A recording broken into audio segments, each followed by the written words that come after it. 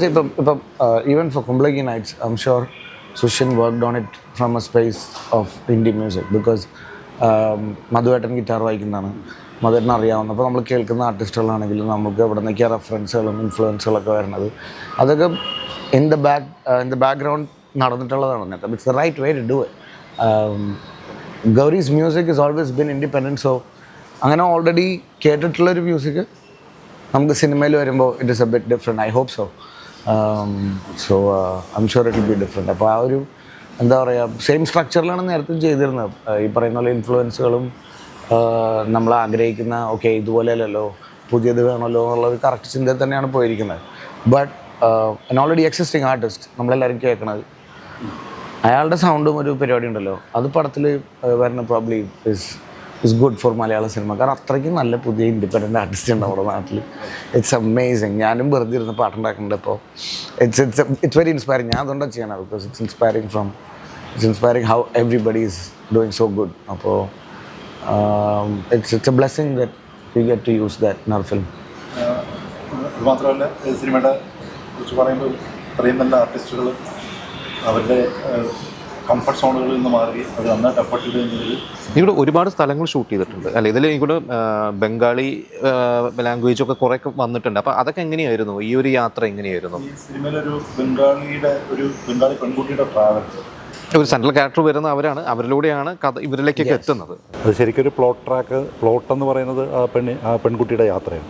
അപ്പോൾ അവർ കേരളത്തിൽ വരുമ്പോൾ കേരളത്തിൽ വന്ന് അത് വളരെ റൂറലായിട്ടുള്ള ബോൽപൂർ എന്ന് പറയുന്നൊരു ഗ്രാമത്തിലെ പെൺകുട്ടിയായിട്ടാണ് അവർ റെപ്രസെൻറ്റ് ചെയ്യുന്നത്.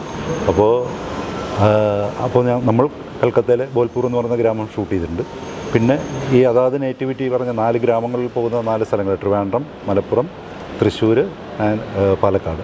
ഈ 4 സ്ഥലങ്ങളും നമ്മൾ റെപ്രസെൻറ്റ് ചെയ്തിരിക്കുന്ന അതാത് സ്ഥലങ്ങളിൽ തന്നെയാണ്. അതിൻ്റെ ലാംഗ്വേജും എല്ലാ കാര്യങ്ങളും. അപ്പോൾ അങ്ങനെ ആ സിനിമയുടെ ഒരു ട്രാവലിൽ ഈ പറയുന്നതെല്ലാം മാറി മാറി വൈവിധ്യം വരുന്നുണ്ട്.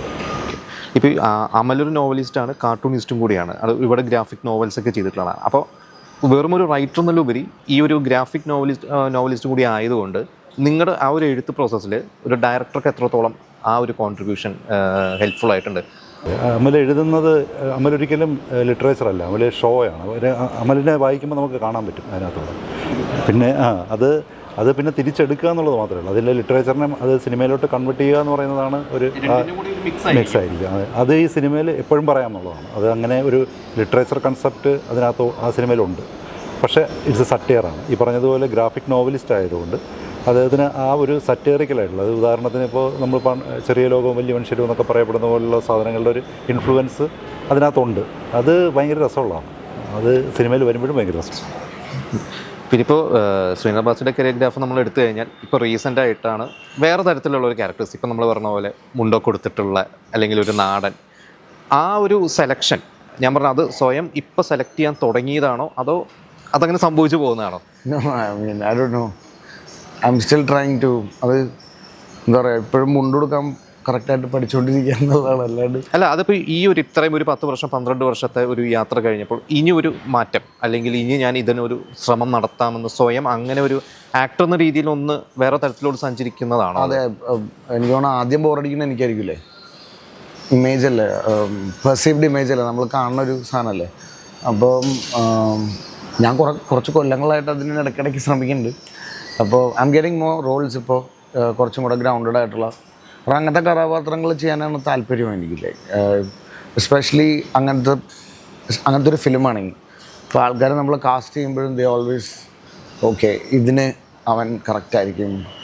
I like the opposite. അപ്പോൾ അത് ചിലപ്പോൾ വർക്കാവും ഭയങ്കര ഭംഗിയായിട്ട്. നമ്മൾ പ്രതീക്ഷിക്കാത്തൊരു സാധനമായിരിക്കും ഒരാൾക്ക് തരാൻ സാധിക്കുന്നത് ചിലപ്പോൾ. അപ്പോൾ ഇപ്പോൾ വൈറസിൽ എനിക്ക് എന്നെ ആരും ഡോക്ടറാക്കി. So it was fun to do that. ആ ഒരു എന്താ പറയുക, കാസ്റ്റിങ്ങിൽ വളരെയധികം വിശ്വസിക്കുന്നതാണ്. അപ്പം എനിക്ക് അങ്ങനെ കോൺഷ്യസ് ആയിട്ടൊന്നും ചെയ്യാൻ പറ്റില്ലത്. നമുക്ക് ആഗ്രഹിക്കാം. അപ്പോൾ നല്ല നല്ല കഥാപാത്രങ്ങൾ ഇങ്ങനെ വരുമ്പോൾ ഐ ട്രൈ ടു അല്ല, പ്രത്യേകിച്ച് ഇപ്പോൾ ഒരു സോളോ ആണെങ്കിൽ ആ ഹീറോനെ ഡിപ്പെൻഡ് ചെയ്തിട്ടായിരിക്കും ആ സിനിമയുടെ ബിസിനസ്സും കാര്യങ്ങളൊക്കെ. അപ്പോൾ അതൊരു റെസ്പോൺസിബിലിറ്റി ആയിട്ട് അതിൻ്റെ ഒരു ടെൻഷനാണോ അത് കൂടുതൽ അതൊരു എൻജോയ് ചെയ്യാണോ കൂടുതൽ ചെയ്യാറുള്ളത്? വാവ്, രണ്ട് രീതിയിൽ എടുക്കാമല്ലോ. അല്ല ഒരു സോളോ എന്ന് പറയുമ്പോൾ അതൊരു റെസ്പോൺസിബിലിറ്റിയാണ്, എന്നാൽ അത് വേറെ തരത്തിൽ അതിനൊരു എൻജോയ്മെന്റ് ആയിട്ടോ. വെയിറ്റ് ചെയ്ത് നിൽക്കുന്നുണ്ട് തോളത്ത് വെച്ചിട്ട് പോകാനായിട്ട്. That's true. അങ്ങനെയല്ല, it is a blessing. It's a beautiful blessing that you get to make a film. ഇങ്ങനെ കഥകൾ പറയാനും സിനിമ ഉണ്ടാക്കാനും സാധിക്കുന്ന ഒരു വളരെ വലിയ ഭാഗ്യമാണ്. അപ്പോൾ ഞാൻ എത്രയൊക്കെ ഇതിൽ നിന്ന് പേടിച്ച് മാറിയാലും എൻ്റെ ജോലിയാണ്. So I have to, it's hard to, എന്താ പറയുക, വെയിറ്റും ടെൻഷനൊക്കെ ഉണ്ടാകുന്നൊരിക്കലും you don't really think about it. അതിലൊന്നും ഡൊല്ലിയാണ്ടിരിക്കലാണ് എൻ്റെ ജോലി basically. I try to take care of this guy. അപ്പോൾ ഇറ്റ്സ് ഇപ്പോൾ എപ്പോഴും എന്താ പറയുക, വിജയം ഒരു കർവാണെന്നും നഷ്ടം എപ്പോഴും ഡ്രൈവിംഗ് സീറ്റിലിടണമെന്നുള്ളൊരു വിശ്വാസം എനിക്ക് എപ്പോഴും. I try to keep myself grounded. അല്ലെങ്കിൽ ഈ പറഞ്ഞ പോലെ ഇതൊക്കെ വലിയ ടെൻഷനായിട്ട് തോന്നും. ഇപ്പോൾ അളിയനോട് ചോദിച്ച പോലെ I don't even think about it. അതാണ്. അപ്പോൾ എന്തായാലും 21-ാം തീയതിയാണ് റിലീസ്. അപ്പോൾ എന്താണ് നമ്മുടെ പ്രേക്ഷകരോട് പറയാനുള്ളത്? പ്രേക്ഷകരോട് എല്ലാവരും അതൊരു ഫാമിലി ആയിട്ട് കാണാൻ കഴിയുന്ന ഒരു സിനിമയാണ്. അപ്പോൾ എല്ലാവരും തിയേറ്ററിൽ വരണം, സിനിമ കാണണം.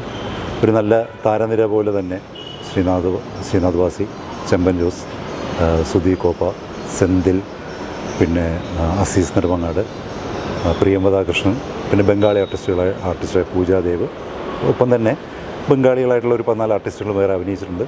ടോട്ടലായിട്ടൊരു ട്രാവലായിട്ടുള്ളൊരു ഭയങ്കരമായ ബ്ലാസ്റ്റുകളൊന്നും ഇല്ലെങ്കിലും വളരെ മനോഹരമായി ആസ്വദിക്കാൻ കഴിയുന്ന ഒരു കുടുംബം ഒത്തിരുന്ന് കാണാൻ പറ്റുന്നൊരു ചിത്രമാണ്. അപ്പോൾ എല്ലാവരും വരണം, എല്ലാവരും സപ്പോർട്ട് ചെയ്യണം, വിജയിപ്പിക്കണം. അതാണ് ഒരു സംവിധായകൻ എന്നുള്ള രീതിയിൽ പ്രേക്ഷകരോട് എനിക്ക് പറയാനുള്ളത്.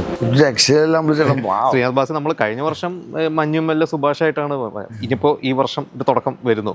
I hope I will get to do different roles. ഇതുപോലെ ഇപ്പം മഞ്ഞുമലിൻ്റെ ഷൂട്ട് കുറേ സമയം എടുത്തപ്പോൾ ബാക്കിയുള്ള പടങ്ങളും ഇത് നമ്മളതിൻ്റെ ഇതിന് മുൻപ് തീർത്തവടാ, ബിഫോർ മഞ്ഞുമൽ ഫിനിഷ് ചെയ്ത സിനിമ.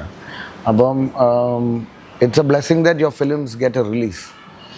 അപ്പോൾ I am thankful to all my films so that we can bring this out, we have an opportunity to, കാരണം it's difficult to make ഇങ്ങനത്തെ പടങ്ങൾ and to have release അല്ലേ. It's very and ഇപ്പോൾ പറഞ്ഞ പോലെ it's a very humble cast നമ്മൾ എല്ലാവരും, and it's a blessing to work with all of them. അപ്പോൾ പമ്പിച്ചേട്ടൻ പറഞ്ഞാൽ I hope people will have a great time. പിന്നെ മറ്റൊന്ന് പറയാനുള്ളത്, ഇതിൻ്റെ കൂടെ ആർട്ടിസ്റ്റിനെ പോലെ തന്നെ ഒരു നല്ലൊരു ടെക്നിക്കൽ ഗ്രൂപ്പിനെ എനിക്ക് കൂടെ എൻ്റെ കൂടെ സപ്പോർട്ടിനുണ്ടായി. ഒന്ന് നീൽ ഡി കുഞ്ഞ സിനിമാറ്റോഗ്രാഫി, 2 മനോജ് എഡിറ്റർ, പിന്നെ ജയദേവൻ ചക്കാടത്താൻ്റെ ഷമീർ അഹമ്മദ് അവർ സൗണ്ട് ഡിസൈനിങ്, പിന്നെ ഗൗരിലക്ഷ്മി ലിറിക് മ്യൂസിക്, ഗൗരിലക്ഷ്മിയും ഹസ്ബൻഡ് ഗണേഷും കൂടെ ചേർന്നിട്ട് ബാക്ക്ഗ്രൗണ്ട് സ്കോർ ചെയ്തിരിക്കുന്നു. പിന്നെ ശ്രീക് വാര്യർ ആണ് കളർ ചെയ്തിരിക്കുന്നത്. അപ്പോൾ ടോട്ടലായിട്ട് ഇപ്പോൾ അതിൽ ഞാൻ മാത്രമാണ് ഒന്ന് നിൽക്കുന്നതെങ്കിലും എന്നോടൊപ്പം സപ്പോർട്ട് ചെയ്യാൻ ഇവരെല്ലാവരും ഉണ്ടായിരുന്നുണ്ട്. ആ സിനിമ തീർച്ചയായിട്ടും അതിൻ്റെ ക്വാളിറ്റി മെയിൻറ്റെയിൻ ചെയ്യാൻ പറ്റിയിട്ടുണ്ടെന്ന് തന്നെയാണ് ഞാൻ വിശ്വസിക്കുന്നത്. അതെനിക്ക് തോന്നുന്നു ടീച്ചറൊക്കെ വരുമ്പോൾ എൻ്റെ വിഷ്വലൊക്കെ കാണുമ്പോഴത്തേക്ക് മനസ്സിലാകുന്നതായിട്ട് എനിക്ക് ബോധ്യമാകുന്നുണ്ട്. പക്ഷേ എനിക്കൊരു ഭാഗ്യം കിട്ടിയത് എൻ്റെ 1ാമത്തെ സിനിമ എനിക്ക് ഇത്രയും ആക്ടേഴ്സിൻ്റെ കൂടെയും 2 ഇത്തരം ടെക്നീഷ്യന്മാരുടെ കൂടെ ഒന്ന് എനിക്ക് ഔട്ട് ചെയ്യാൻ പറ്റിയെന്നുള്ളൊരു ഭാഗ്യം ഉണ്ട്. അതിൽ ഭയങ്കര ഹാപ്പിയാണ്. ഇപ്പോൾ പറഞ്ഞ പോലെ സിനിമ തിയേറ്ററിൽ പ്രേക്ഷകർ സ്വീകരിക്കട്ടെ, പ്രേക്ഷകർ സിനിമയും ഈ പറഞ്ഞ ഇവരെല്ലാവരും ഇവരുടെ അഭിനയം എല്ലാം ചർച്ചയാവട്ടെ. Thank you.